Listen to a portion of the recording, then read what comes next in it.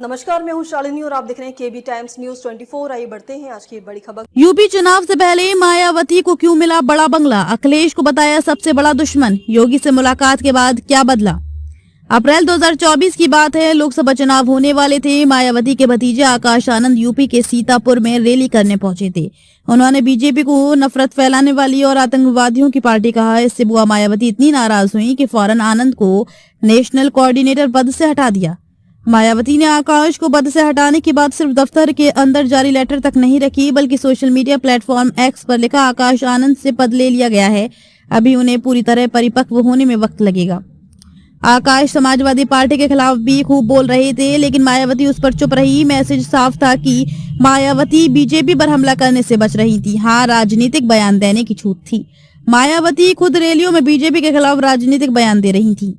इसके बाद उनकी बीजेपी से करीबी के संकेत आने लगे। 9 अक्टूबर 2025 को एक रैली में उन्होंने बीजेपी को शुक्रिया कहा था और सीएम योगी का आभार जताया। जनवरी 2026 को मायावती को दिल्ली में एक और बंगला मिला है। ये टाइप 8 बंगला है, जबकि नेशनल पार्टी का अध्यक्ष होने के नाते उन्हें टाइप 6 या 7 बंगला ही मिल सकता है। सवाल उठ रहे हैं कि क्या बीजेपी और मायावती के बीच कोई खिचड़ी पक रही है। दोनों में औपचारिक गठबंधन भले ना हो, लेकिन क्या अंदर खाने साठगांठ हो चुकी है। क्या मायावती को मिला बंगला इसी का नतीजा है।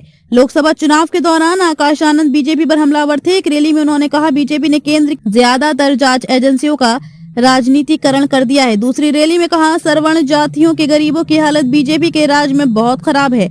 अगर निष्पक्ष चुनाव हुए तो बीजेपी सत्ता से बाहर होगी। 28 अप्रैल 2024 को सीतापुर की चुनावी रैली में आकाश ने बीजेपी को नफरत फैलाने वालों की पार्टी कहा तो उन्हें पार्टी से बाहर होना पड़ा। हालांकि माफी मांगने के बाद उन्हें दोबारा पार्टी में जगह मिल गई। यहाँ मायावती का रुख साफ दिखा कि बीजेपी पर तीखे हमलों से बचा जाए।